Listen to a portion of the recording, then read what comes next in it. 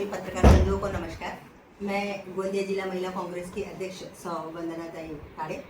आज आप लोगों के सामने आने का एक विषय ऐसा है कि एक फेक नैरेटिव जहां वहां फैलाया जा रहा है कि महिला आरक्षण, ये इसका जो विधेयक पास हो रहा था, इसको कांग्रेस ने विरोध किया। मैं आप लोगों के माध्यम से सभी को ये बताना चाहती हूँ कि महिला विधेयक ये सितंबर 2023 में ही सर्वसहमति से पास हो चुका था। उसका नोटिफिकेशन जारी करना था, जो कि वो किया नहीं गया। और उसके बाद 33% आरक्षण हम लोगों को पहले से है।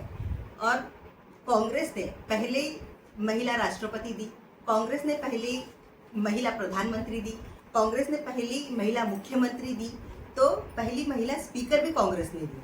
आज हम जिला परिषद का विषय लेते हैं तो हम 13 सदस्यों में से हम 9 सदस्य महिला जिला परिषद में हम अपना नेतृत्व कर रही हैं। विषय राहुल जी गांधी एक बहुत ही विचारवंत और भविष्य को समझकर विषय रखने वाले एक हमारे नेता हैं।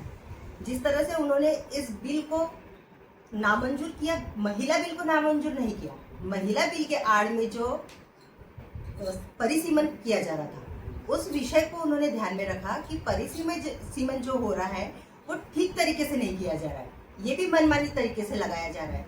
जिस तरह से उन लोगों का बोलना है कि जिस राज्य की जैसी जनसंख्या उस हिसाब से परिसीमन में आमदार खासदारों की सीट रिजर्व की जाए। लेकिन अभी जनगणना शुरू हो रही है, उस जनगणना में आज भी ओबीसी का कॉलम नहीं है और आज हम यहाँ बैठा हर व्यक्ति ओबीसी है।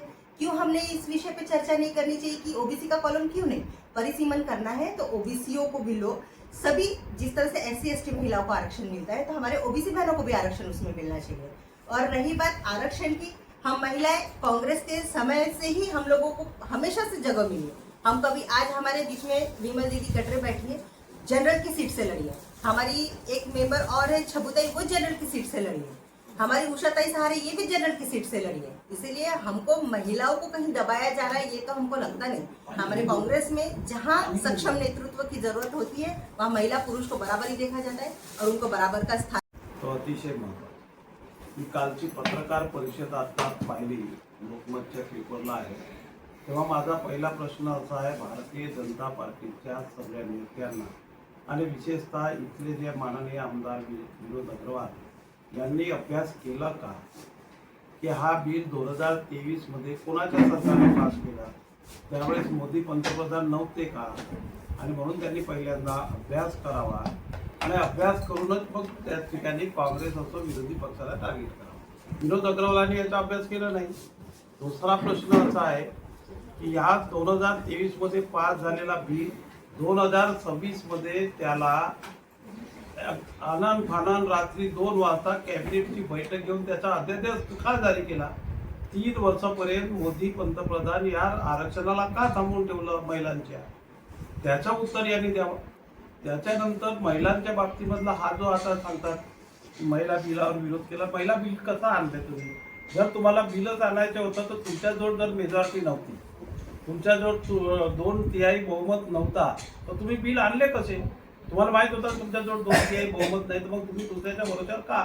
कारण तुम्ही रोज काँग्रेसला टार्गेट, विरोधी पक्षाला टार्गेट करता आणि का अपेक्षा करता त्यांच्याकडून कुठल्याही विधेयकावर? आणि सप्टेंबर 2023ला लोकसभेमध्ये ते बिल पारित झालं होतं महिला आरक्षणाचं, जे स्वतः सरकारने मांडलेलं होतं। 22 सप्टेंबरला 2023ला ते राज्यसभेने एकमताने पारित केलं आणि 27 सप्टेंबरला ते बिल राष्ट्रपतींनी त्याची मंजुरी प्रदान केली। तो ऑर्डिनन्स त्या दिवशी निघाला। मागच्या जवळपास 3 वर्षापर्यंत ऑर्डिनन्स निघाल्यावर सुद्धा त्याचा GR मध्ये रूपांतरित करून तो लागू करण्याचं काम हे केंद्र सरकारचं होतं, परंतु केंद्र सरकारने एका षडयंत्राखाली ते ऑर्डिनन्स लपवून ठेवलं आजपर्यंत। आणि जेव्हा डिलिमिटेशनची गोष्ट आली तर त्याच डिलिमिटेशनमध्ये त्यांना माहिती होतं की जर मी फक्त डिलिमिटेशनचं बिल आणण्याचा प्रयत्न केला तर कुठेही आम्हाला लोकसभे आणि राज्यसभेमध्ये बहुमत नसल्यामुळे तो कदाचित 2/3 मेजॉरिटीने पारित होणार नाही। त्याच्यामुळे महिला बिल जर आम्ही त्या ठिकाणी इन्क्लूड केलं तर त्या महिला बिलच्या इन्क्लूड केल्यामुळे संपूर्ण देशातील सर्वपक्षीय महिला आणि सर्व पक्षाचे राजकारणी लोक घाबरून कदाचित महिलांना आम्ही विरोध करता असं बाजू जाऊ नये लोकांमध्ये, म्हणून कदाचित तो बिल सर्वसंमतीने पास करतील आणि आम्ही जे षडयंत्र रचून ठेवलेलं आहे ते महिला बिलच्या आडाखाली सगळ्या देशामध्ये डिलिमिटेशन करण्याचा प्रयत्न त्यांचा होता आणि तो प्रयत्न फक्त काँग्रेसनेच नाही तर संपूर्ण विरोधी पक्षाने हाणून पाडलेला आहे. आणि याचा आम्हाला आनंद आहे की अशा प्रकारे जर षडयंत्र करून कुठले ऑर्डिनन्स केंद्र सरकार आणत असेल तर देश पुढच्या काळामध्ये चालू शकणार नाही. मी तुम्हाला सांगू इच्छितो की आंदोलन कुणी केलं पाहिजे. आंदोलन शेवटी सरकारच्या विरोधामध्ये कोणी केलं पाहिजे. सरकारच्या विरोधामध्ये सरकार आंदोलन करते असं पहिल्यांदा पाहिलेलं आहे. परवाच्या दिवशी मुंबईला जे आंदोलन झालं त्या ठिकाणी तुमचे राज्याचे मंत्री गिरीश महाजन त्यांनी जे आंदोलन केलं त्या आंदोलनामध्ये संपूर्ण भाडेतरू महिला ज्या होत्या महायुती सरकारने आणलेल्या त्यांना माहीत नव्हतं त्या महिलांना की आम्हाला नेमकं आणलं कशा करत आहे. त्या महिलांच्या समोर त्या एकट्या महिलेनी त्या महाराष्ट्रातील नागरिक महिला जी आहे तिच्या पोराला शाळेतून आणण्यामध्ये जेव्हा विरोध झाला त्या एकट्या महिलांनी गिरीश महाजनला आणि संपूर्ण बीजेपीवाल्यांना जेव्हा जाब विचारला तेव्हा त्या लोकांची त्या ठिकाणी घाबरगुंडी उडाली आणि त्यांना उत्तर दिलेलं नाही. अशा प्रकारचं जर देशातल्या एका महिलेला हे लोक सॅटिस्फाईड करू शकत नाही ते काय खऱ्या अर्थाने महिलांना न्याय देऊ शकतील हा माझा आपल्या माध्यमाने प्रश्न आहे.